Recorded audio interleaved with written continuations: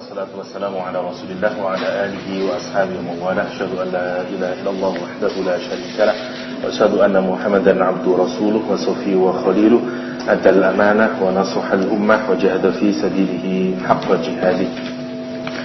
Rekan-rekan semuanya dirahmati Allah Subhanahu wa taala. Bersama kita menyelesaikan surat Al-Mulk insyaallah siang hari ini. Surat yang Rasulullah SAW sangat ingin bahwa setiap orang mukmin di dadanya ada surat Al-Mulk, dan karena itu juga Rasulullah SAW menyebut surat Al-Mulk sebagai surat Al-Munjiyat atau surat Al-Waqi'ah, ya, surat yang nanti akan bisa menyelamatkan kita dari siksa kubur dan kelak sampai kita menghadap Allah Subhanahu wa taala. Oke.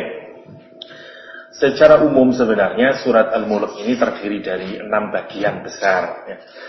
Yang pertama ayat ke-1 sampai ayat ke-4 itu sebenarnya berbicara tentang kekuasaan Allah Subhanahu wa taala, tentang seperti yang kemarin itu, bagaimana Allah menciptakan kematian dan kehidupan, Allah menciptakan tentang 7 langit dan segala macamnya itu. Jadi isinya menjelaskan tentang kekuasaannya Allah Subhanahu wa taala. Bagian porsi yang kedua mulai ayat yang ke-5 sampai ayat yang ke-15. Jadi lawannya yang ayat 1 sampai 4 tentang kekuasaan itu nanti lawannya mulai ayat 28 sampai ayat 30. 28 sampai 30. Jadi mulai ayat Qul ara'aitum in ahlakani Allah, ya, wa man ma'iya aw rahimana, itu lawannya 2 ayat 28, 29 sama 30. Itu berkenaan dengan kelemahan kita. Jadi 1 sampai 4 berkenaan dengan kekuasaan Allah, lawannya 28 sampai 30 berkenaan dengan kelemahan kita.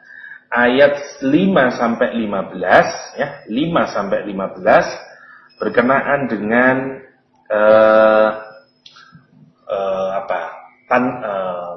ancaman yang langsung, yang siap kapan saja diberikan oleh Allah Subhanahu wa taala.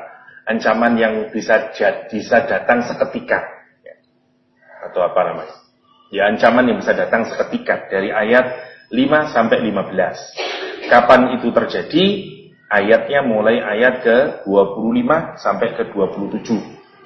Jadi lawannya bagian yang nomor 5, ayat 25 sampai nomor 27. Yang nomor 3 berkenaan dengan kehidupan yang sangat pendek ini.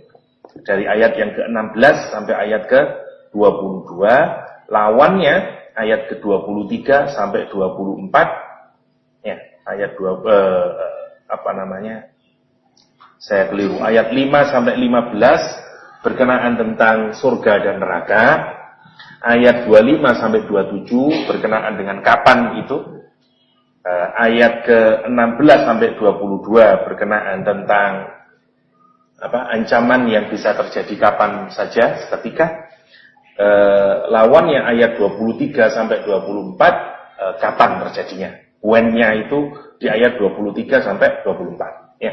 Jadi kalau sekali lagi ayat 1 sampai 4 berkenaan dengan kekuasaan Allah, lawannya ayat 28 sampai 30 berkenaan dengan kelemahan kita. Ayat 5 sama 15 berkenaan dengan surga sama neraka. Lawannya ayat 25 sama 27 berkenaan dengan kapan itu akan kita alami, ya. Ayat 12 sampai ayat 22 berkenaan dengan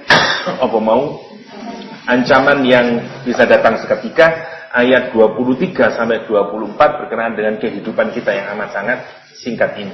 Sebagaimana ancaman begitu bisa datang kapan saja. Kehidupan ini juga digambarkan begitu amat singkatnya. Nanti setelah selesai kita lihat hubungan semuanya ya. Oke, kita mulai lagi dari ayat yang belum kita bahas. Kita sampai di ayat yang keberapa tadi ya? 18. Oke, bismillahirrahmanirrahim. 18. Awalam yaru ila thair. Oke. Walaqad kadzdzaba alladziina min qablihim fakaifa kana nakir. Ada kita mulai dulu dari sebagai tambahan, mulai dari ayat mana? 16 ya, 16. Tadi pemetaannya 16 masuk mana, Ref? 16 masuk ancaman. Oke, dari 16 sampai 22 biar enak kita memetakannya ya. 16. A'amintum man fis sama ay yakhsifa bikumul ard fa idza hiya tamur. Apakah kalian merasa aman terhadap zat yang ada di langit sana, yakni Allah Subhanahu wa taala, ay yakhsifa, yang akan sinking ini loh, nyedot kok kerem ini loh, apa jenenge ini, menenggelamkan ya.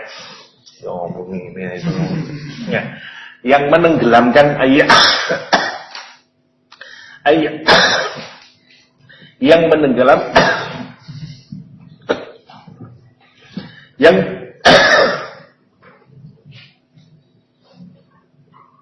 menenggelamkan bersama kalian opo al-ardu, bumi. Jadi buminya itu spinning begini. Kalau kamu melihat kayak ada earthquake atau apa itu kan, terus kesedot kamu ke bawah. Ya. Taduru ilal ardi sufla, ada pemahaman yang begitu. Jadi dia muter ke bumi yang rendah, jadi itulah. Itu namanya ayakhsifa bikumul arda fa idza hiya tamur. Maka kemudian dia tamur vibrating atau shaking. Tamur ya, dia apa?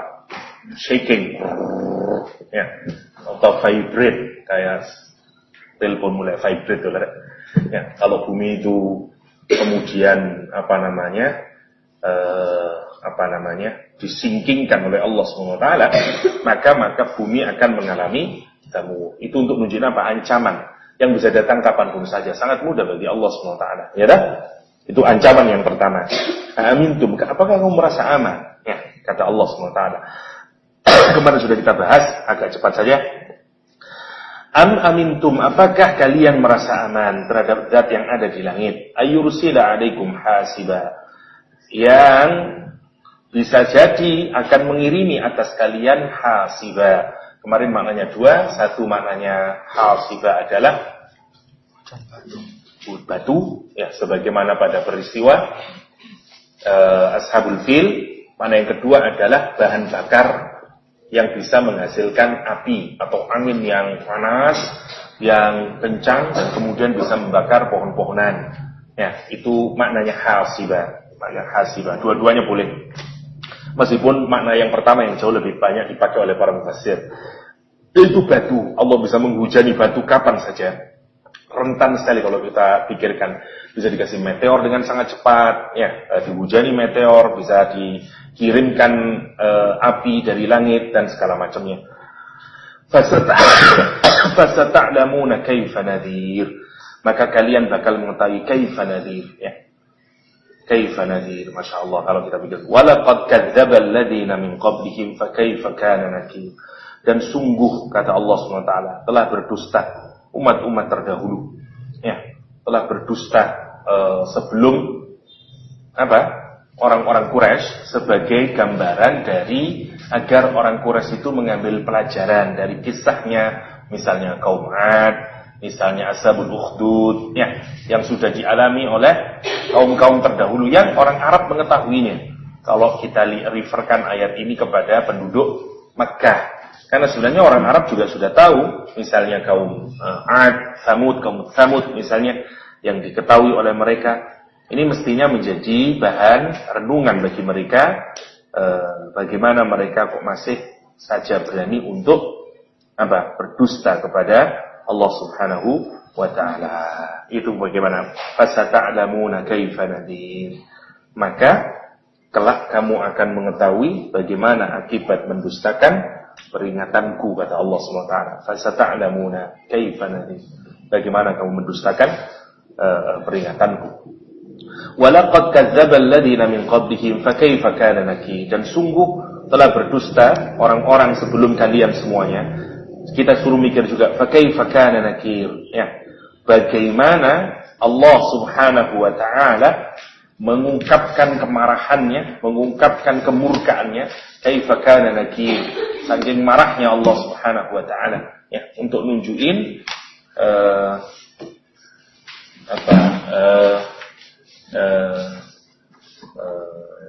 amarahnya Allah Subhanahu wa taala terhadap orang yang tidak mau taat kepadanya. Nakir asal maknanya adalah something to be hard, sesuatu yang berat. Awalnya memberatkan diri kita, tapi kalau misalnya kita membuat sesuatu yang akan memberatkan orang, itu juga nakir. Nakir.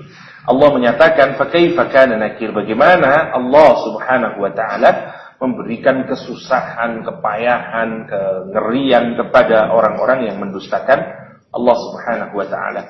Sudah terlalu banyak ceritanya, mulai kaum Ad, Samud, Ashabul Fil, Ashabul Ukhdud dan segala macamnya, ya, yang semuanya hancur.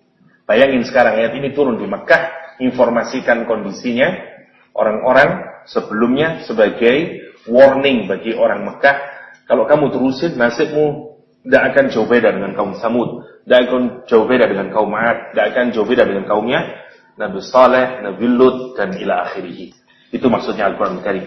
Awalam yarau ila thair. Nah, sekarang Allah mengingatkan lagi setelah suruh melihat kaum-kaum terdahulu. Saya agak cepat aja. Disuruh melihat lagi. Awalam yarau ila thair, kepada burung. Fauqahum, di atasmu. Saffatin wa yaqbidan, kata Allah. Saffatin, saf, kalau ada jamaah, ada saf berarti ini. Ya, safatin itu begini itu loh. Burung kalau begini, safatin, wa yaqbidan, yaqbidan kalau begini. Burung kan ini ya. Nah, pas ini itu namanya yaqbidan. Nah, perhatikan kalimatnya, safatin isim apa fi'il? Isim. Yaqbidan isim fi'il? Fi'il. Kenapa yang satu isim, satu fi'il? Isim biasanya implikasinya apa kemarin? Temporer apa pasti? Temporer. Isim permanen. Permanen. Oke. Kalau kata kerja temporer. Kenapa Allah bikin sofatin dalam bentuk isim, yakbiten dalam bentuk kata kerja? Karena sampean kalau memperhatikan burung itu yang paling sering gini atau begini. Kalau terbang. Jadi ini baru sedikit gini lagi, ya dah. Dorong burung gini tok, ya kesel, ya dah. Kecuali dia mau turun atau mau naik sedikit lagi, tapi kebanyakan burung itu adalah ngembang begini, bukan menutup sayapnya. Karena itu yang satu dibikin isim, satu dibikin fi'il. Safatin wa yaqbidan. Dan itu kita disuruh memperhatikan. Dan yang menarik, pikiran kita itu mestinya tidak hanya terhenti kepada burung. Kita lihat dulu ya. Ma yumsikuhunna ilar rahman. Siapa yang bisa membuat burung itu tetap tertahan, tidak jatuh, misalnya ya. Dia bisa terbang di atas langit, ya. Dia bisa menahannya di udara itu, bisa tetap terbang dia. Sopo sing menahan itu ilar rahman, kalau bukan Ar-Rahman, innahu bikulli syai'in basir. Sesungguhnya Allah terhadap segala sesuatu basir. Nah, sekarang perhatikan. Allah mengancam pertama. Kamu kira kamu hidup di dunia seakan-akan kemarin diceritakan dunia dibikin mudah sama Allah. Seperti kendaraan yang bahkan Anda tidak merasakan kalau sedang berada di dalam kendaraan super raksasa. Ya toh? Saking smoothnya. Dan mungkin karena smooth itu sehingga kita lupa sama Allah SWT. Ya. Kemudian Allah mewarning sekarang. Kamu kira kamu aman hidup di dunia ini? Hidup di dunia itu sesungguhnya amat sangat rentan sekali. Akan ada sekian banyak ancaman yang sangat dengan mudah Allah kalau mau menghancurkannya. Itu maksudnya.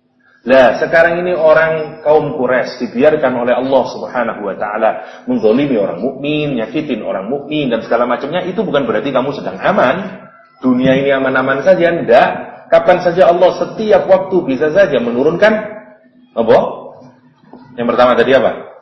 Bisa menurunkan batu-batu dan atau bisa membikin kamu nyungsep sampai ke dalam tanah seperti kasusnya Qarun laknatullah. Allah ingin menunjukkan bahwa how fragile our condition on earth, sangat rentan kehidupan kita ini berada di atas bumi. Ancamannya bisa datang dari atas, ancamannya bisa berasal dari bawah. Yang bawah nyedot masuk, yang atas ngujanin kita dengan batu atau dengan api. Allah ingin gambaran dan itu harus masuk di dalam satu ya. Bayangkan dulu audiennya. Itu harus masuk di otaknya orang-orang kafir. Seakan-akan you itu biarin terus bermaksiat kepadaku, nyakitin orang-orang mukmin. Ini bukan lain bukan karena kamu aman di dunia. No. Kalau saya mau ngancam kamu sangat mudah bagi saya. Karena semuanya adalah tentaranya Allah SWT. Dari atas bisa dikirimin api dan batu-batu. Dari bawah bisa juga ini di sinking. Ditenggelamkan. Masya Allah. Ditenggelamkan. Itu maksudnya. Nah, setelah itu Allah nunjukin, oke, kalau kamu tidak percaya bahwa sedemikian mudahnya ancaman ini bisa berjalan, bisa berlaku, lihatlah kaum terdahulu. Satu, siapa yang dihujani Allah dengan batu? Ashabul Fil. Dan rekaman Ashabul Fil bagi orang Quraisy kuat tidak? Kuat banget. Ya. Bahkan mereka menamakan apa saja tahun itu berdasarkan fil. Misalnya kapan anu lahir itu loh, 5 tahun setelah fil, setelah tahun gajah. Jadi kalau saya baca tahun gajah itu kemudian menjadi sesuatu yang sangat penting. Kayak ibu saya kalau ditanya kapan lahirnya Bu, pokoknya Jepang waktu itu teko. Itu ibu saya. Jadi karena itu peristiwa sangat penting. Peristiwa sangat penting itu kemudian menjadi memori kolektif di masyarakat, Ngono lah maksudnya. Itu karena sangat pentingnya. Kok sampean reformasi. Kamu kapan lulus? Saya kira-kira itu waktu itu 2 tahun setelah reformasi. Karena itu momen penting, gitu lah. Maksudnya tahun 98. Ya. Sama, tahun fil itu di kalangan orang Arab dulu itu menjadi kayak memori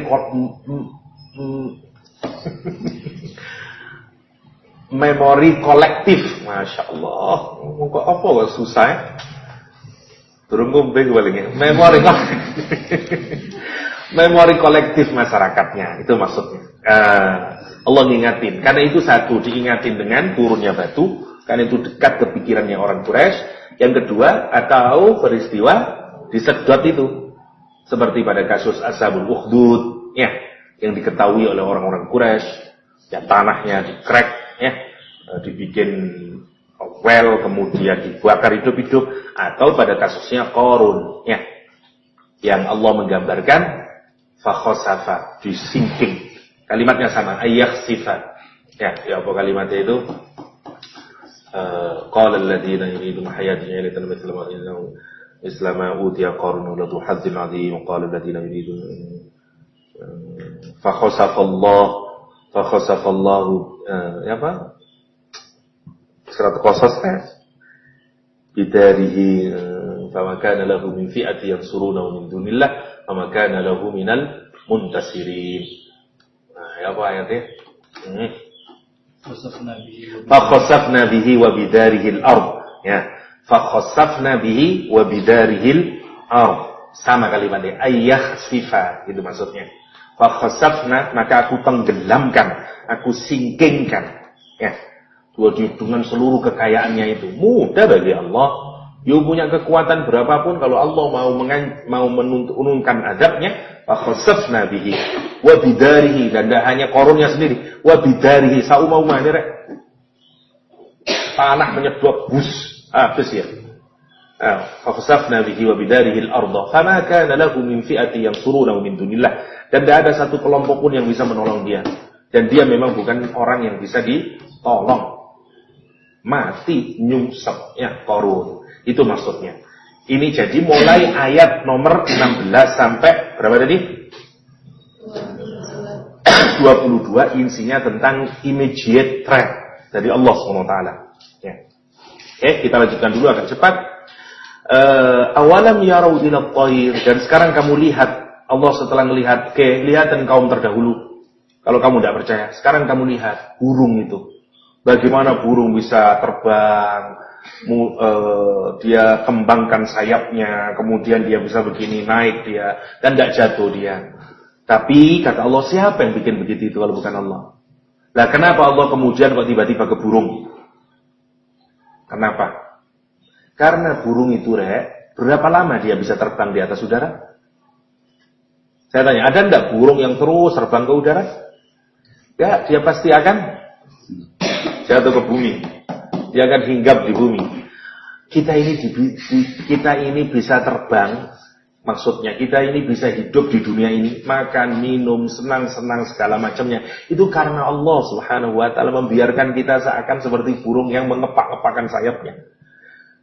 Tidak bisa terus kita, ada waktunya, habis itu mati yuk. Sebagaimana burung yang terbang, tidak lama kemudian akan turun, udah mati. Itu yang bikin dia tidak turun karena Allah mau. Itu maksudnya, itu yang dimaksud dengan ma yumsikuhunna illar rahman. Yang aku membikin burung itu bisa terbang, itu karena aku mau, kata Allah SWT. Yang membuat kamu bisa tetap hidup sekarang ini, itu maksudnya kita ini kalau melihat burung, itu tidak sekedar melihat burung, oh ya burung itu ya terbang ya. Itu salah satunya, karena itu bagian dari perintah Allah SWT. Kita disuruh melihat burung, lahir kapal terbang, lahir macam-macam. Tapi tidak hanya sekedar itu maksudnya ayat ini. Maksudnya kita disuruh melihat burung untuk bayangin, iya ya, setinggi-tingginya burung itu terbang, ujungnya dia akan kembali ke tanah, hinggap ke bumi. Sama juga dengan kita. Ada yang ditinggikan oleh Allah usianya, ada yang dipendekkan dia, ya dah. Ada yang jatuh burung, ada yang kayak elang dari tinggi dia dan segala macamnya. Sama lah dengan kehidupan ini. Itu kita ini tidak aman dari threat, dari ancaman Allah Subhanahu wa taala. Itu maksudnya ngono rek. Amman hadzal ladzi huwa jundul lakum yansurukum min dunir rahman inil kafiruna illa fi ghurur, kata Allah Subhanahu wa taala. Amman, apakah kalian, kata Allah Subhanahu wa taala sekarang, amman hadzal ladzi, atau apakah, siapakah, hadzal ladzi huwa jundun, siapakah dia yang menjadi tentara bagimu? Amman hadzal ladzi huwa jundul lakum, amman hadzal ladzi huwa jundul lakum, siapakah dia ini, sapa wong yang akan menjadi tentara bagi kamu, yang surukum, yang akan membela kamu, min dunir rahman, selain ar-rahman. Helah, berapa kamu punya tentara? Gak ingatkah kisah Abroha? Seberapa banyak kamu punya tentara? Habis. Habis. Itu yang maksud dengan amman hadzal ladzi huwa jundul lakum yang surukum min dunir rahman inil kafiruna illa fi ghurur. Enggak lain orang-orang kafir itu hanya fi ghurur, berada di dalam ghurur. Ghurur itu dari kata ghar. Apa ghar? Ono kahf, ono ghar. Apa? Gua. Apa bedanya ghar sama kahf dulu? Ada yang ingat? Tahu ini ya.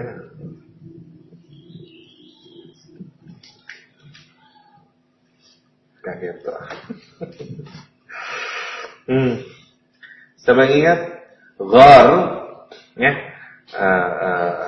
Bedanya dulu kalau kahf, dalamnya lebar dia. Kalau ghar dalamnya kecil. Boleh jadi panjang tapi kecil. Cukup hanya untuk 1 orang, 2 orang. Tapi kalau kahf bisa untuk banyak orang. Itu ghar.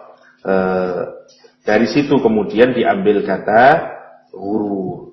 Kayak kamu tertipu secara mendalam. Kamu dibawa oleh angan-anganmu sendiri. Illa fi ghurur. Ya, kata Al-Qur'anul Karim. Amman hadzal ladzi yarzuqukum in amsaka rizqah bal lajju fi utuwwi wa nufur. Amman, siapakah dia Amman hadzal ladzi yarzuqukum, yang memberikan rizki bagi kalian.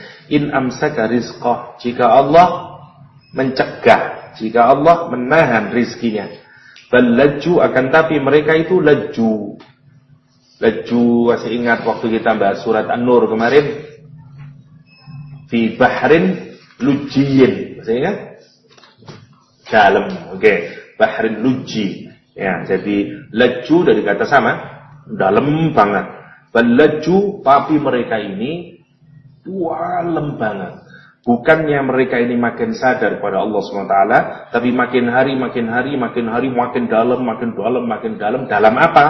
Fi utuwin wa nufur. Itu maksudnya. Fi utuwin, di dalam kesombongan, keterlaluan, utu. Ya. Apa jenenge? Kebablasan, rebelliousnya itu maksudnya fi utuwin wa nufur. Masya Allah. Ya.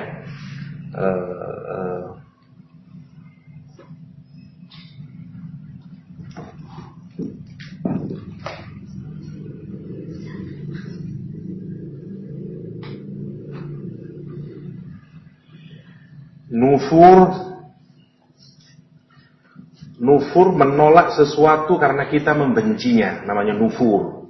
Menolak sesuatu karena kita membenci, namanya nufur. Kalau laju tadi, laju karena dalam. Jadi kalau ada orang yang sangat dalam di dalam satu karakter, namanya laju. Ya. Ya, koyok gambaran dari apa tadi itu, dari mana? Dari Bahrun, mana? Ya Allah, Bahr itu laut. Masya Allah. Mumet ya. Oke, dari laut, seperti laut yang dalam. Jadi kalau ada orang misalnya ya, kikirnya itu sangat mendalam. Nah, itu namanya laju. Pokok kalau orang itu sangat mendalam di dalam sebuah karakter, kalimat yang dipakai oleh Al-Quran itu laju. Sekarang lajunya ini dalam apa? Dalam dua hal itu. Satu, dalam fi'utuwin, dalam kesombongan, dalam keterlaluannya dia melawan Allah Subhanahu wa taala, itu namanya utu. Yang kedua, nufur. Ya. Dia menolak sesuatu karena dia benci, karena dia tidak suka, namanya nufur. Dua-duanya.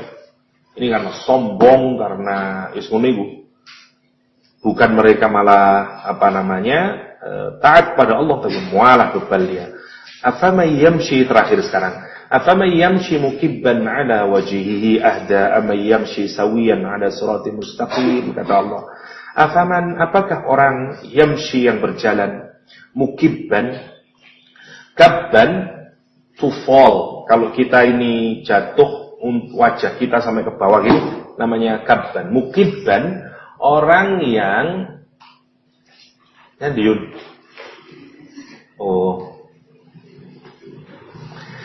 Orang yang nggak bisa nanti mendangakkan wajahnya. Wallahu a'lam, karena mungkin terlalu malu dia, dan memang Allah membuat dia gini toh, nggak bisa lagi dia. Namanya mukibban. Yang menarik dalam Al-Quran itu, wajahnya orang kalau digiring ke neraka itu ada yang gini terus, ada yang gini terus. Tidak bisa ke kanan, tidak bisa ke kiri, tapi gini toh. Sama aja juga tidak tahu ujungnya. Jadi ini tidak tahu di bawah ini ada apa, jeblokan atau enggak. Dua-duanya gambaran dari kejelekan. Yang satu ditampilkan di surat Yasin, ya, fi a'naqihim aghlalan fahiya ilan azqani fahum muqmahun. Karena di sini dikasih aghlal, ya, dikasih besi, sehingga dia enggak bisa gini tok. Sama-sama lihat jalan ini kira-kira kejeglong, mesti, ya. Atau padahal itu neraka jahanam. Ujungnya sana baru kalau kita bisa melintasi, kita masuk surganya Allah SWT. Ada orang yang nggak tahu dia, melihat depannya juga nggak bisa kelihatan dia karena gini dok, karena dulu sombong, wah gitu itu.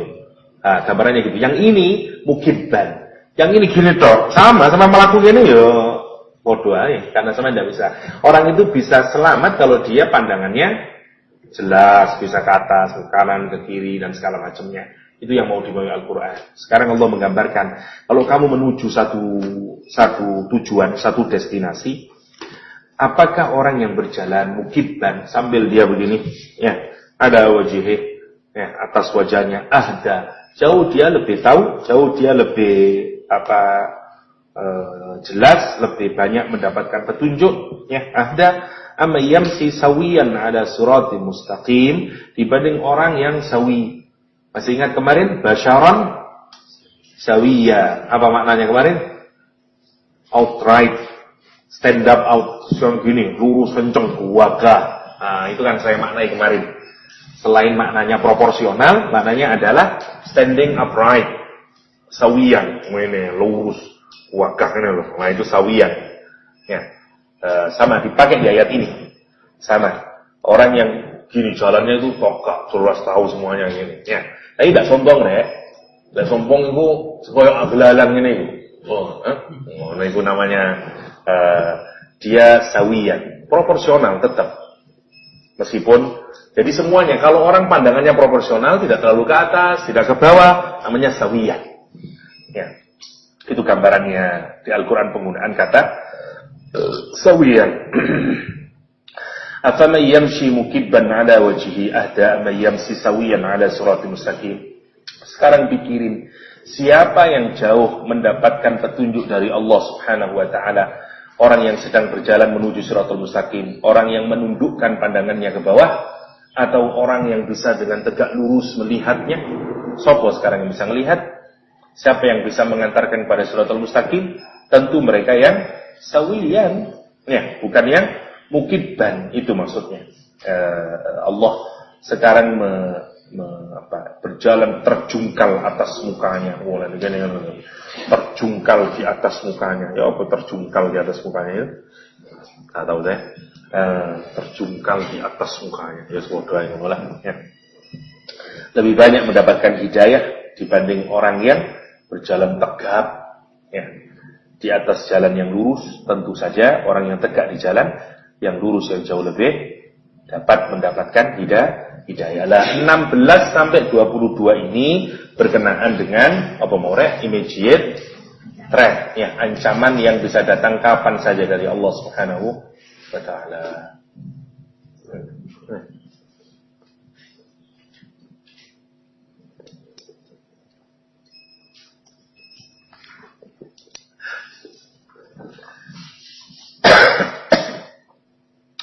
Oke, sekarang kita masuk ke ayat yang ke-23. Tentang apa 23? 23 sampai berapa mau? 23 sampai 24 tentang kehidupan yang singkat, ya. Sekarang ini gandengannya. Jadi gandengannya hidup yang singkat itu gandengannya dengan ancaman yang juga cepat. Datang kapan saja, bisa datang secara langsung. Sekarang kita lihat dua ayat, ya, 23 sampai 24. Qul huwallazi ansha'akum wa ja'ala lakumus sam'a wal absara wal af'idah qalilan ma tashkurun. Qul huwallazi dzara'akum fil ardi wa ilaihi tuhsyarun. Kata Al-Qur'an Karim. Qul, katakan Muhammad, huwa dia Allah allazi yang ansha'akum, menumbuhkan kalian, menyebarkan kalian, ya. Maknanya lebih dari sekedar khalaqa, ya.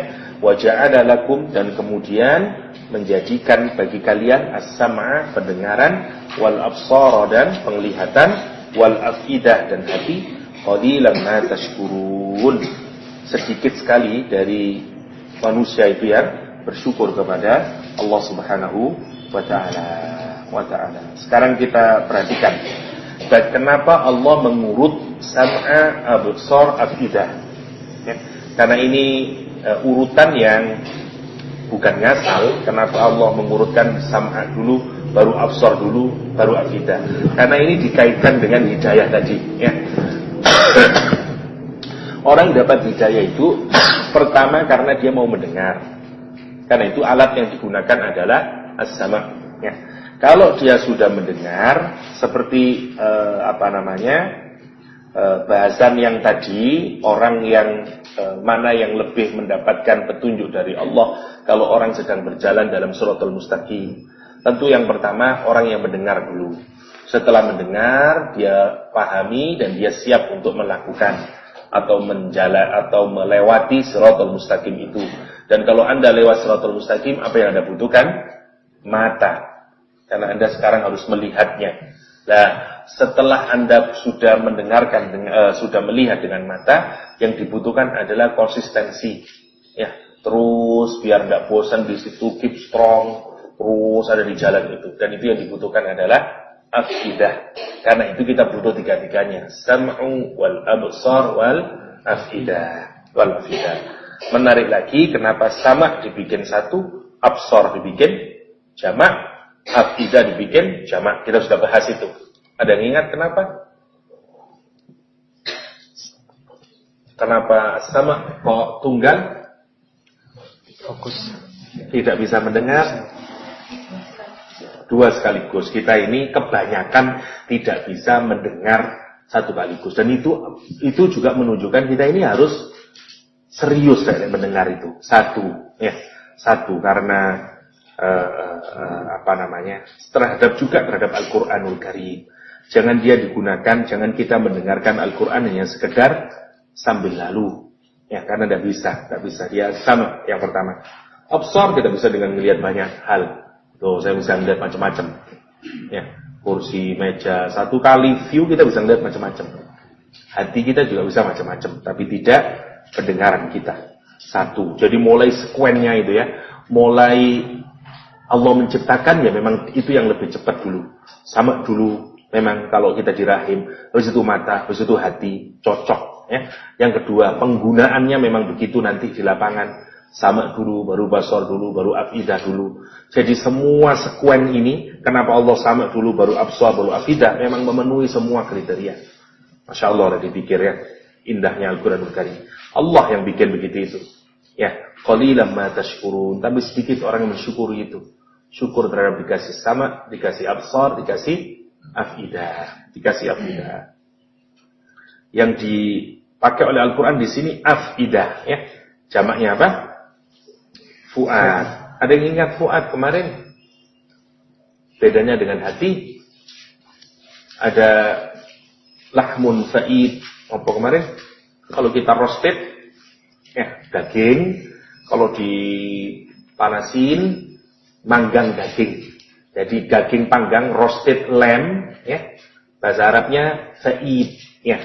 Lahmun fa'id. Jadi kalau Anda bakar sate, kira-kira melu panas gak dagingnya? Melu panas, ya dah? Melu panas dia. Sama. Kalau kamu itu punya perasaan sampai dalam hatimu, sampai lek cinta ya cinta nemen, lek sedih ya sedih nemen, lek benci ya benci nemen, itu berarti sudah masuk di fuad. Tapi lek biasa, mari ngono ilang, nah iso dikolep. Ngono maksudnya. Terus di fuad terus koyo kon manggang daging. Ya, karena itu dia waktu hati kita dipanggang, Quran juga tidak menggunakan istilah qalb, tapi fuad. Ya. Ya apa? Afidah, ya sing belakang afidah.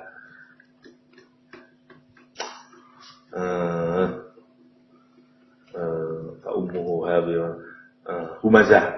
Mazatul humazah lagi. Kalla la yunbadanna fil hutamah wa ma adraka mal hutamah narullahil muqadah allati tattali'u 'alal afidah, bukan 'alal qulub, 'alal afidah. Kenapa? Karena memang di roasted beneran itu hati ini sampai kerasa hangat hati ini. Tapi di rokok kira dibakar, jadi bakarannya itu sampai jeruni hati kerasa panas. Masya Allah. Bayangin, teman kalau dibakar, mungkin kulit kebakar. Ini ada jenis pembakaran yang sampai ulu hatimu terasa hangat, terasa sakit, terasa di roasted. Kenapa? Karena dulu kamu nyakitin orang sampai ke ulu hatinya. Orang itu kalau dihina, di muka orang banyak, dicaci maki, diolok-olok, yang sakit fisiknya sakit mungkin, ya lemes dia, malu dia. Tapi mana yang lebih sakit? Hatinya yang jauh lebih sakit. Nah, karena itu Allah menghukum dengan hukuman yang sama alal afidah. Ya, narullahil muqadah allati tattali'u, yang naik dia kayak tola al-badru. Ya, tattali'u, apinya naik terus alal afidah. Masya Allah ya. Allati tattali'u alal afidah. Innaha alaihim muqsadah fi 'amadin mumajjadah. Masya Allah. Sama di ayat ini Allah menggunakan afidah. Nanti kalau sampean sudah mulai mendengarkan, mata kemudian digunakan, masuk dalam hati, sudah jadi afidah, ya, di fuad, kuat benar sama agama, ya. Itu tidak banyak orang mensyukuri itu. Dapat Al-Quran, melihat semua alam semesta ini, yang mestinya itu juga menjadi pengantar kita untuk mengenal Allah Subhanahu wa ta'ala. Tidak banyak orang bersyukur dengan itu. Qul katakan Muhammad, "Walladzi dzara'akum fil ardi wa ilaihi tuhsyarun," kata Al-Qur'an. Katakan Muhammad, dialah Allah Subhanahu wa ta'ala yang dzara'akum, yang menjadikan kamu berkembang biak di muka bumi ini. Makna lain dari kata dzara'a adalah membikin sesuatu tanpa contoh. Kayak hampir mirip sama kayak fatara, ya. Jadi, tapi maknanya dua. Satu to spread out, yang kedua to create something without sample. Ya, sample itu bahasa Jawa, kon sampel kan itu. Jadi, you create something without any sample, itu namanya dzara'a. Atau makna yang lain adalah to spread out. Jadi Allah yang menciptakan kita, enggak ada contohnya, benar-benar originator, kemudian di spread out kita ini, disebar kemana-mana. Makanya ada yang di Ambon, ada yang di Jawa, ada di mana-mana. Ya. Itu namanya Qul huwallazi dzara'akum fil ardh wa ilaihi tuhsyarun. Ujungnya kita juga akan kembali kepada Allah Subhanahu wa ta'ala. Jadi matching kalau sampean perhatikan dari ayat ke-16 ke 22 bicara tentang ancaman Allah Subhanahu wa taala yang begitu menakutkan dan bisa kapan saja terjadi, ya. Kemudian diikuti dengan penjelasan hidup ini yang begitu amat singkatnya, ya. Karena bisa saja ancaman ini bisa diberikan oleh Allah Subhanahu wa taala. Oke, tinggal sedikit kita lanjutin ayat ke-25 sekarang. 25 sampai 27 berkenaan dengan kapannya. Nah, sekarang kaitannya yang 25 sampai 27 dari ayat yang ke-5 sampai 15. Ya. Mulai dari walaqad zayyana as-samaa walilladzina kafaru bi rabbihim adzabu jahannam bi'sal masir. Tentang neraka, ya, sampai pada qad ja'ana nadhirun wa qalu law kunna nasma' fa'tarafu innal ladzina syawna rabbahum lamafratu ajrun kabir, ya, wa asirru qaulakum ala ya'lamu walladzi ja'alakum arda dalulan, sampai ayat itu. Nah, lawannya sekarang mulai ayat ke 25, ya. Wa yaquluna mata hadzal wa'du in kuntum shadiqin. Mereka berkata, mata hadzal wa'du in kuntum shadiqin. Kapan janjimu ini jika kamu memang benar-benar orang yang benar? Kapan penjelasannya? Matching enggak? Dia tanya, wah itu kan ngomonglah kon bendino ngomong surga neraka ae. Kalau memang benar kapan sih surga neraka itu? Allah jelasin di ayat yang awal tadi itu. Ya, ada neraka, ada surga. Kalau kamu nanti dilemparkan untuk gandengin, ya. Itu polanya. Terus qul innamal ilmu indallah wa innama ana nadhirum mubin. Ilmunya hanya ada di sisi Allah SWT, dan aku tidak lain hanyalah sekedar nadhir, ya, yang terus-menerus memperingatkan, mubin, yang clear dengan membawa seluruh tanda-tanda yang diberikan oleh Allah SWT. Nah, sekarang falamma ra'au zulfatan si'at wujuhul ladzina kafaru wa qila hadzal ladzi kuntum bihi tad'un. Masyaallah, menakutkan sekarang nih. Perhatikan sekarang, ya. Dia keep asking, mau mendengar? Gak mau mendengar dia. Dia cuma bilang, kapan, ayo, ya, dan segala macamnya.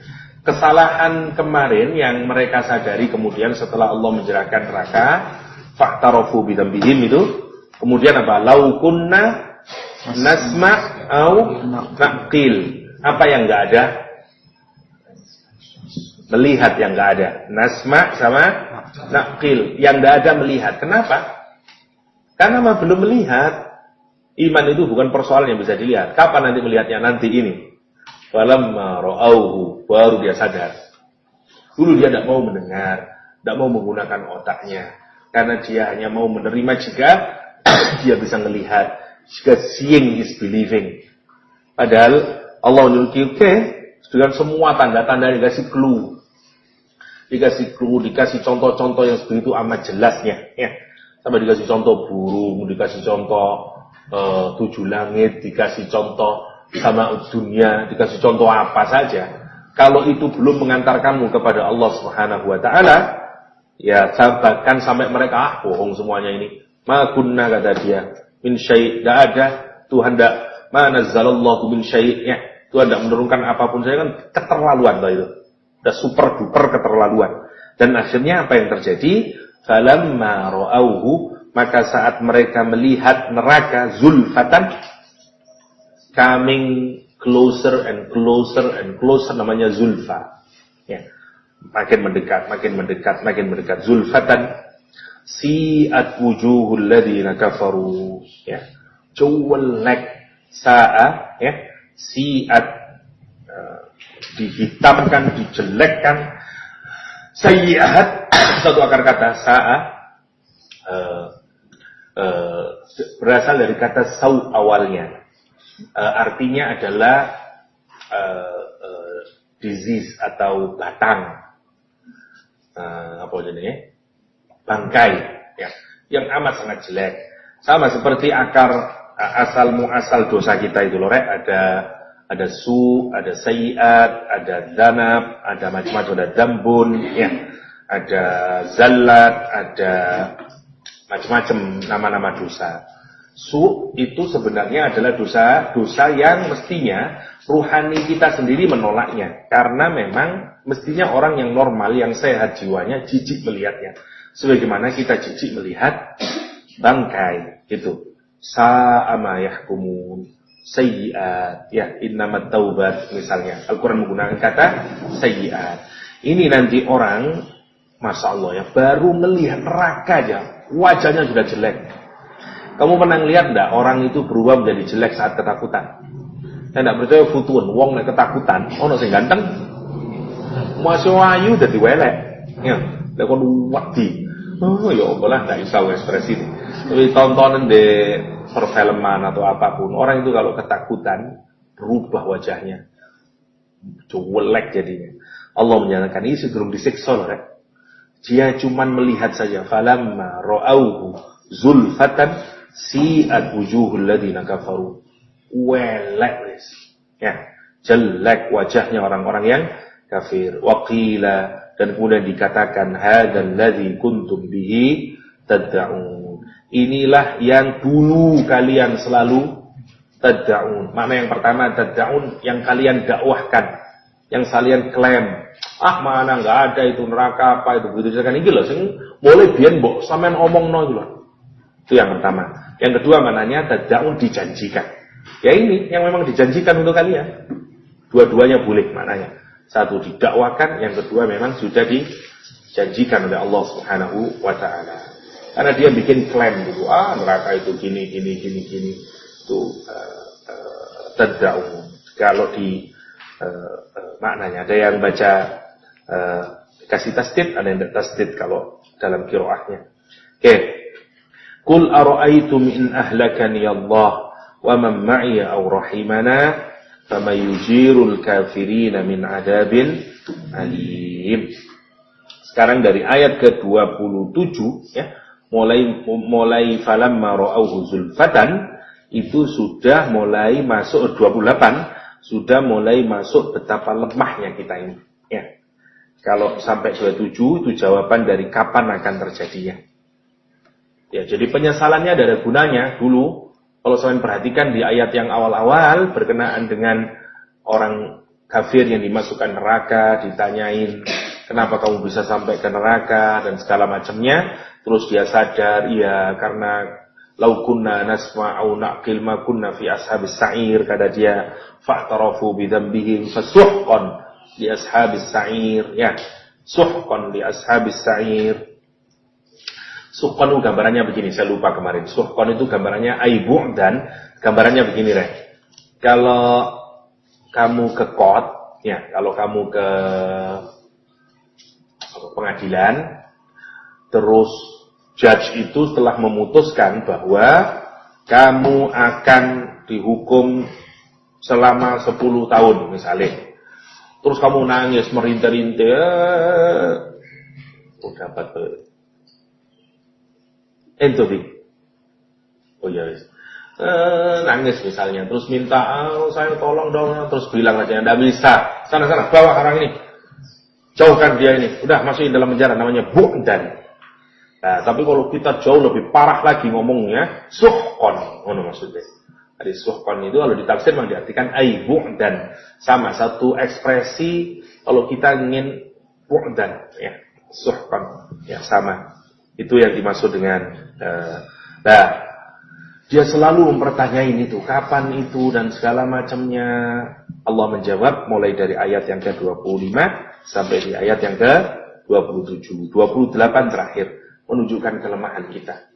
Ya, ayat yang sangat menarik. Diawali dari kekuatan Allah, gambaran dari kekuasaannya Allah SWT, bahkan dengan kalimat tabarak yang menunjukkan tidak hanya kekuatan tapi intensitasnya makin terus, ya, dan stabil, konsisten. Terus diakhiri dengan kelemahan kita. Dari awal dari kekuatan Allah dan berakhir dengan keringkihan kita. Hati kita seakan-akan digiring setelah melihat kekuasaan Allah, terus kita menjadi lemah, dan kemudian tidak ada lain ruhani kita akan mencari siapa? Allah yang Maha Kuat. Maksudnya. Sekarang kita lihat. Itu yang kita inginkan, ya. Kalau kita merasa lemah di hadapan Allah SWT, itu yang terbaik. Itu yang terbaik. Kayak Utsman bin Affan, ya, orang yang sangat, Masya Allah, ya.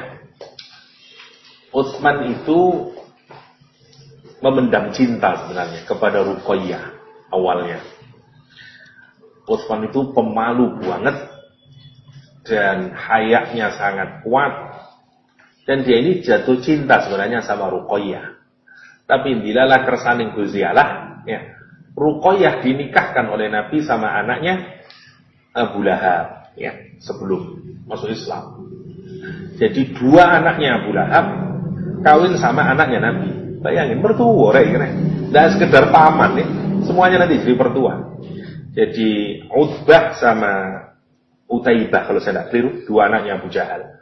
Satu dinikahkan sama Ummi Kulthum, yang satu dinikahkan sama Ruqayyah.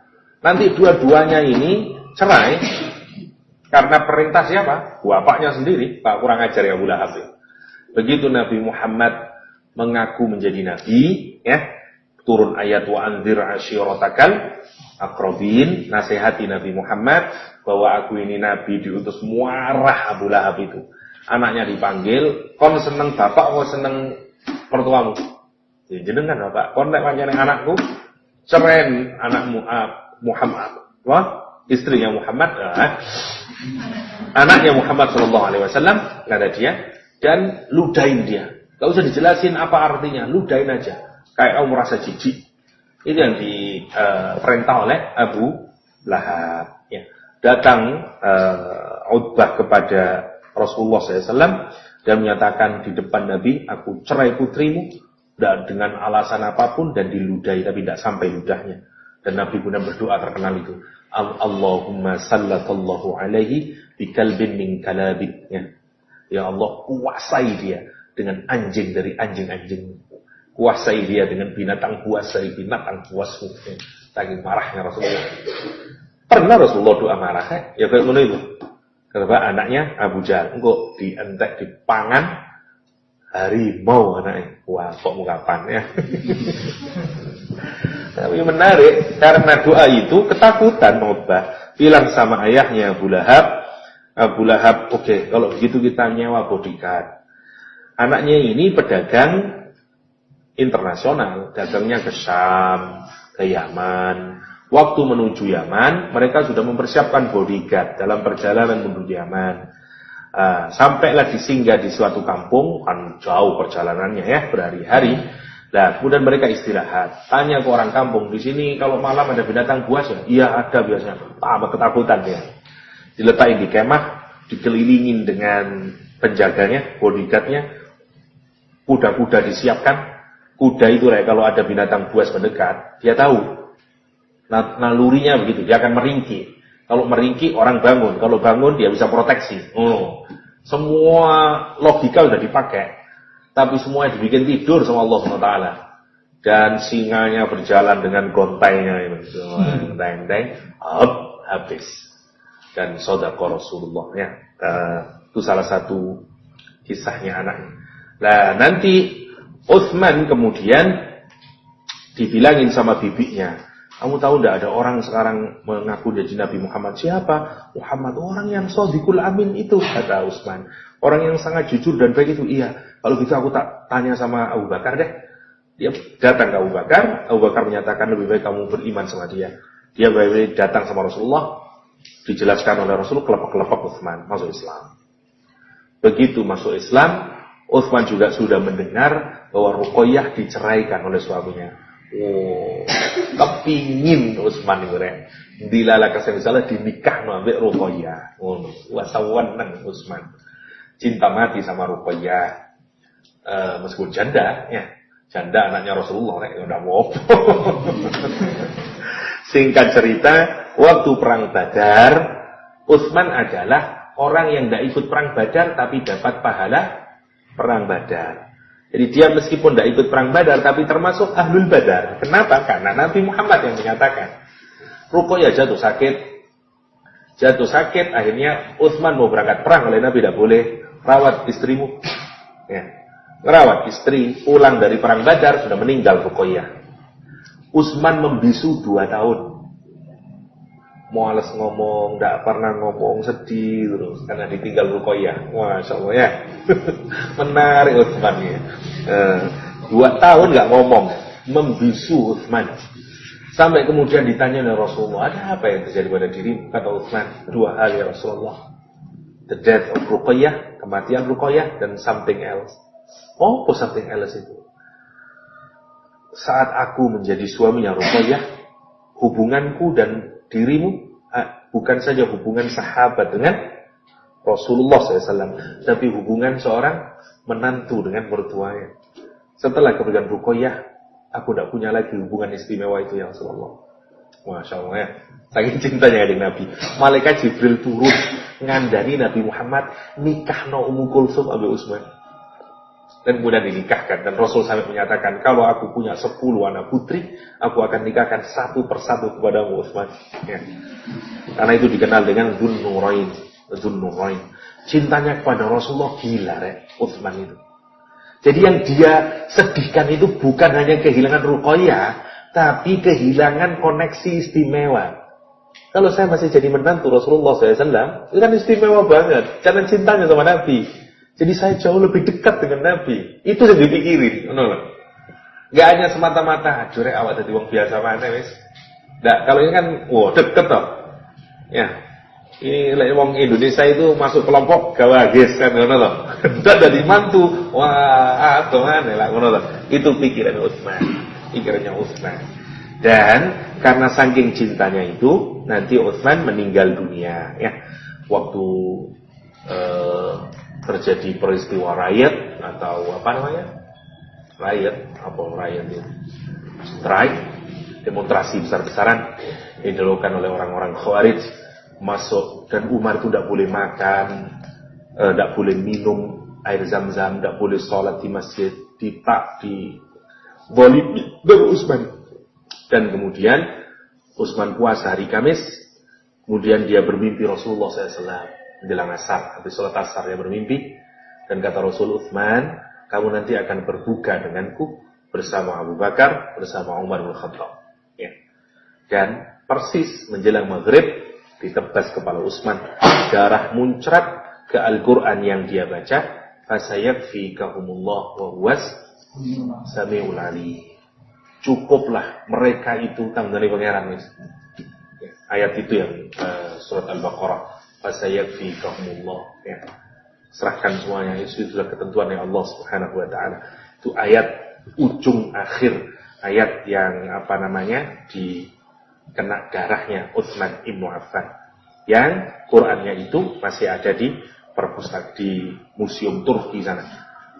Qur'annya Utsman Ibnu Affan, ya. Dan nanti beneran dia berbuka dengan Rasulullah sallallahu alaihi wasallam, ya, Masya Allah. Uthman. Sekarang kita lihat betapa rapuhnya kita ini ya kalau dibanding dengan kekuasaannya Allah SWT. Karena itu kalau ada orang menentang Allah SWT keterlaluan ya. Qul ara'aitum, katakan Muhammad, ara'aitum, bagaimana pendapat kalian? Ya. Ya, ro'a itu tidak saja melihat dengan mata kepala, tapi juga disuruh reflect, suruh ponder upon, suruh mikir, itu namanya ara'aitum. Ya. Qul ara'aitum, katakan bagaimana pendapatmu, bagaimana kamu melihat? Pikiran itu, kata Allah SWT. In ahlakani Allah, kata Nabi Muhammad SAW, in ahlakani Allah wa man ma'iya, Nabi Muhammad ini mengatakan, jika Allah menghancurkanku dengan kehancuran yang violent, halaka, salah satu maknanya adalah kehancuran yang apa jenisnya? Lawannya tabat, ya. Kalau tabat, kehancuran yang pelan-pelan, ya. Tabat kayak kamu makanan dibiarkan terus dia apa jenis membusuk namanya tabat. Tapi kalau halaka gambarannya itu kehancuran seketika, orang tabrakan namanya ahlaka. Ya ini ahlakani Allah. Kalau Allah menghancurkanku, ya karena tadi ada immediate threat tadi loh. Kalau misalnya ada batu dari langit dan segala macam itu, ya terangkanlah kepadaku jika Allah mematikan, ya atau menghancurkan dengan kematian yang keras, ya, matikan aku dan orang-orang yang bersama aku. Qul ara'aitum in ahlakani Allah wa man ma'iya aw rahimana, atau engkau merahmatiku. Kalimatnya benar ya. Mestinya kalau yang satu ahlaka, satu menghidupkan. Kalau yang satu mematikan, satu menghidupkan. Tapi enggak, satu mematikan, satunya merahmati. Kata para tafsir, ini indikasi bahwa di dalam Islam kehidupan itu adalah sebuah rahmat, bukan sebuah hukuman. Bukan sebuah hukuman. Ya. Qul ara'aitum in ahlakani Allah wa man ma'iya aw rahimana faman yujirul kafirina min adzabin alim. Faman, maka siapakah yujiru yang akan memproteksi? Allahumma ajirna minan nar. Dari kata ajirna, dari situ nanti muncul kata aljar, muncul kata jiron. Ya, bedanya begini sebenarnya. Kenapa kok kemudian muncul kata tetangga? Kalau misalnya ada orang menyerbu ke rumah kita, maka kita ini akan mencari tempat untuk memproteksi. Dan tempat untuk proteksi itu adalah tetangga kita. Kalau tetangga kita itu ngasih proteksi pada kita sehingga kita selamat, itu namanya ajirna. Nah, dari situ diambil kata Allahumma ajirna minan nar, ya Allah selamat kau di neraka, dan kemudian kasih tempat saya yang engkau menjadi tempat proteksiku. Ya, dia lebih dari sekedar anfusakum. Dia kalau dia untuk diselamatin saja, tapi kalau ajirna tidak hanya diselamatkan, tapi kita meminta ada apa? Kalau makna asalnya ada tetangga yang akan proteksi kita. Nah, itu terserah Allah. Allah yang akan mematikan kita, Allah yang akan menghidupkan kita. Sampai Nabi menyatakan, oke, sekarang mau pikir ya, kalau Allah mematikan aku atau Allah menghidupkan aku, meskipun diserang ini tidak akan ada gunanya. Kalau memang Allah menghendaki kita mati, kita akan mati. Kalau Allah tidak menghendaki kita mati, tidak akan mati. Nah, pertanyaannya adalah terhadap orang-orang kafir, orang-orang Quraisy yang tidak mau taat kepada Allah SWT. Oke, karena kematian sama kehidupan itu yang menentukan adalah Allah SWT. Masih ingat di ayat yang awal, allati khalaqal mauta wal hayata. Semuanya ada di dalam genggaman Allah SWT. Nah, terus kalau kamu terus maksiat kepada Allah SWT, padahal kamu akan bertemu dengan Allah, fama yujirul kafirin. Itu maksudnya. Lah kamu terus mau lari kemana nanti kalau ketemu dengan Allah? Mau direscue kemana? Mau cari proteksi yang mana? Fama yujirul kafirin min adzabin alim. Itu maksudnya. Lemah sekali kita ini. Qul huwar rahman, kata Allah Subhanahu wa taala.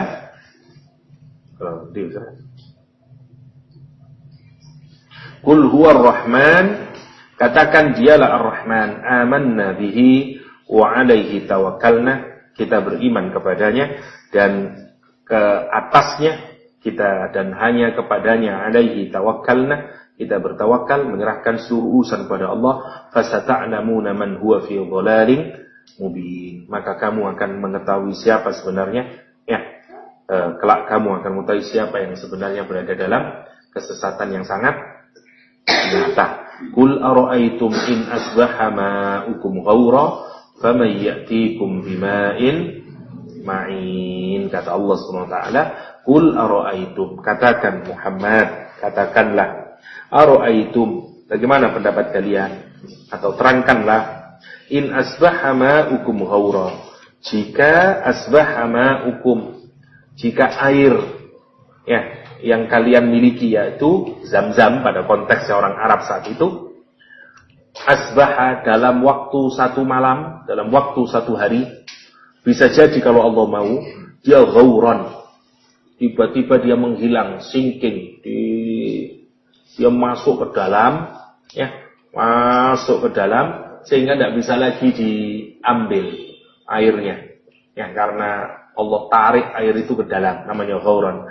Faman ya'tikum bima'in ma'in, maka siapa yang dapat mendatangkan a flowing water lagi untukmu. Seakan-akan di Arab itu nggak bisa masuk akal kita, tiba-tiba ada sumur Zam-Zam itu, itu semuanya karuna Allah Subhanahu wa taala, kuasanya Allah, dan betapa lemahnya kita. Kata Allah, kalau aku mau, coba bagaimana pendapatmu jika aku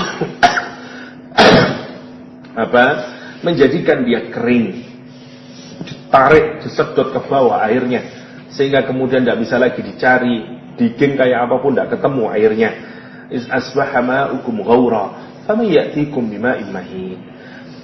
Ada orientalis yang berpikir menarik, Kata orientalis itu, ini mungkin salah satu kesalahan Al-Quranul Karim di dalam tulisan strukturnya. Karena mestinya ayat 29 itu yang lebih cocok sebagai penutup ayat ini, bukan ayat ke-30. Jadi mestinya qul ara'aytum in asbaha ma'ukum ghaura faman ya'tikum bima'in ma'in qul huwar rahman amanna bihi wa 'alayhi tawakkalna fasata'lamuna man huwa fi dhalalin mubin. Lebih cocok kata dia. Tapi ahli nizam di dalam Al-Quranul Karim itu lebih sepakat bahwa memang ayat terakhir ini yang paling tepat sebagai penutup surat ini. Kenapa? Sekarang kita lihat kaitannya dengan ayat yang awal, Karena dua ayat yang terakhir, ayat 28, 3 ayat, 28, 29, 30 punya korelasi dengan ayat 1 sampai ayat 4. Ayat 1 sampai 4 tentang kekuasaan Allah Subhanahu wa taala, ayat 28 sampai 30 berkenaan dengan apa?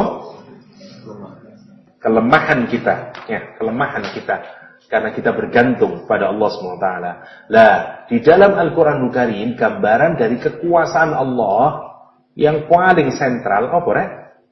Air. Bahkan, wa arsyuhu alal ma. Arsy Allah berada di atas air.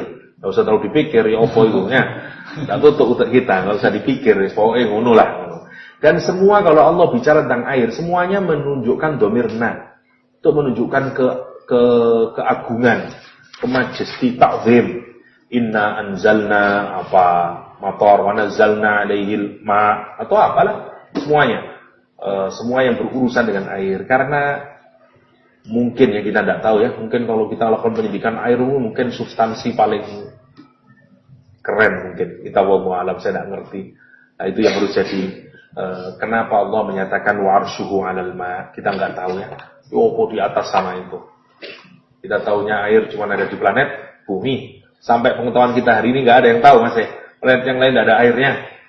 Karena itu enggak bisa dibikin hidup. Kalau ada air yang lain pindah semuanya udah. Kita belum ketemu mana planet yang punya air. Allah menggambarkan, karena di awal ayat ini menjelaskan tentang kekuasaan Allah, tabarakalladzi biyadihil mulk. Allah menggambarkan kekuasaannya. Maka gambaran dari kekuasaan Allah yang paling sentral dalam Al-Quran adalah air. Dan karena air itu sumber kehidupan. Tidak ada air, mati semuanya kita. Karena itu Allah menyatakan, apalagi untuk konteksnya orang Mekah, you terus saja mengkufuri aku. Kalau aku mau, you itu ringkih. Tak ilang no banyune mati kabeh kon. Ngono gampangane. Ya. Seperti benar, ya. Mati seminggu ruwet kabeh udah, ya dah. Itu air, Masya Allah, ya. Allah menyatakan, Kul aro'aitum in asbaha ma'ukum ghawra, fama yujirul, fama ya'tikum bima'in ma'in. Siapa yang bisa mendatangkan, ya, the flowing water itu. Ya, karena itu, mestinya kita menyadari bahwa hidup mati ini tergantung dari Allah SWT. Dan kita ini pasti akan menghadap Allah SWT. Tidak ada proteksi kecuali dari Allah SWT. Karena itu kesadaran kita harus iman kepada Allah, tawakal kepada Allah, serahin semua urusan kepada Allah SWT. Dan karena dia adalah pemberi sumber kehidupan. Untuk konteks orang Arab saat itu tepat sekali ayat ini. Karena sumber kehidupan bagi mereka adalah air Zam-Zam. Air Zam-Zam itu yang membuat dulu dah ada penghuninya Bakkah itu, bayangin. Karena tidak ada Zam-Zam. Terus sekarang kamu sudah punya air melimpah ruangan gumede kemelinti di hadapan pangeran, kira-kira kayak gitu. Aku sing dua itu, kalau aku mau tak turunin Zam-Zam, tidak bisa kamu nyarinya lagi. Zam-Zam dulu sempat hilang. Abu Thalib yang menemukannya kembali, ya dah? Yang digging Abu Thalib baru ketemu sumur Zam-Zam itu. Karena sempat tertutup dengan api, dengan apa? Dengan apa jadinya ini? Pasir. Sama juga dengan Ka'bah. Ka'bah juga sudah hilang. Ya. Ibrahim yang menemukan fondasinya itu. Kan? Sama kayak seperti apa jadinya ya? Arkeologi ini loh. Ini sudah ada, Ka'bahnya sudah tidak ada karena sudah zamannya Nabi Nuh, sudah kelelep, sudah tidak ada lagi semuanya. Sehingga ketemu fondasinya baru ditinggikan. Itu yarfa'ul qawaida minal wa yarfa'u Ibrahim al-qawaida. Itu yang dimaksudkan dengan membangunnya Nabi Ibrahim, Ayat ini menarik kalau dengan pikirkan sekali lagi. Inti dari surat Al-Mulk sebenarnya adalah mengantarkan kita satu untuk cara kita beriman.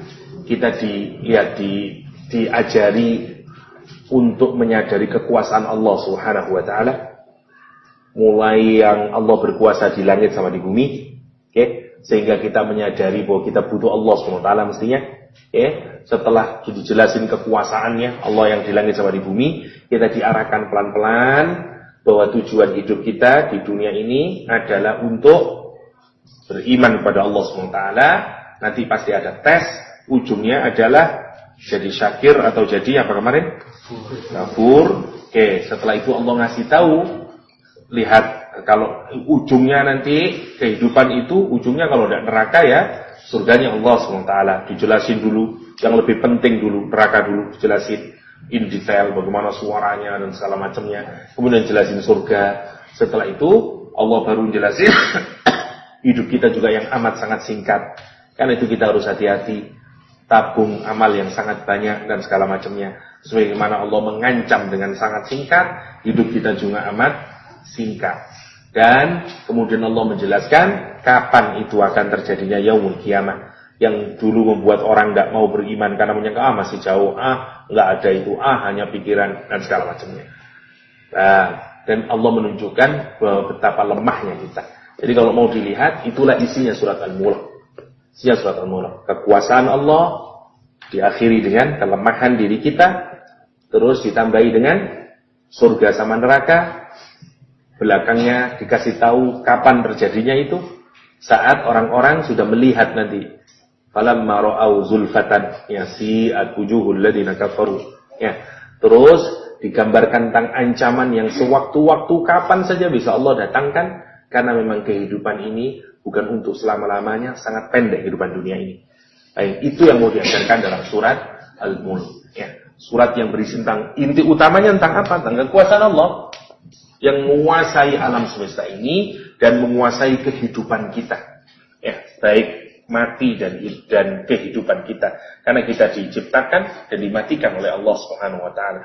Karena itu sadarilah kelemahan kita Dan berterima kasihlah kepada Allah SWT yang Allah ngasih potensi kepada kita untuk meniti jalan Shiratal Mustaqim.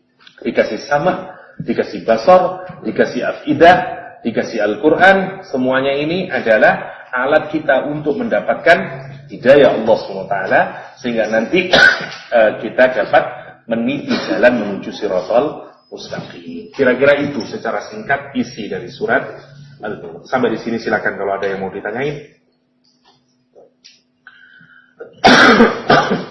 Ono rek? Kalau ono ya bisa.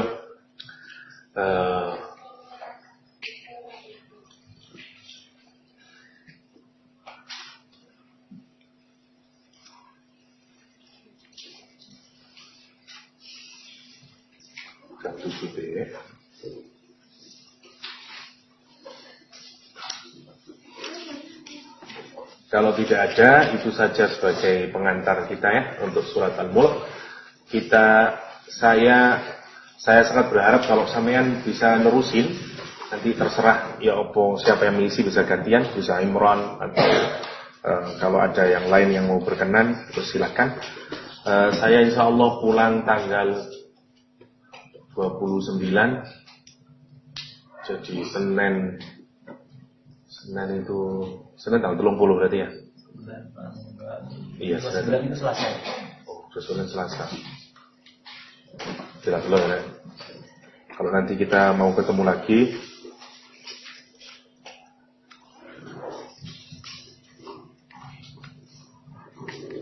ya, saya tanggal 30 baru bisanya. Karena nyampe sini jam 12 ya, tidak mungkin. Oke. Tanggal merah 29. Tanggal 30 itu Selasa. Rabu.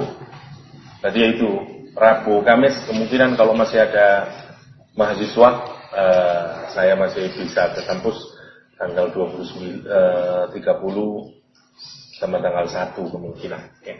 Itu saja. Kalau enggak, sekali lagi saya mohon maaf enggak bisa seperti yang saya janjikan karena satu dan lain hal.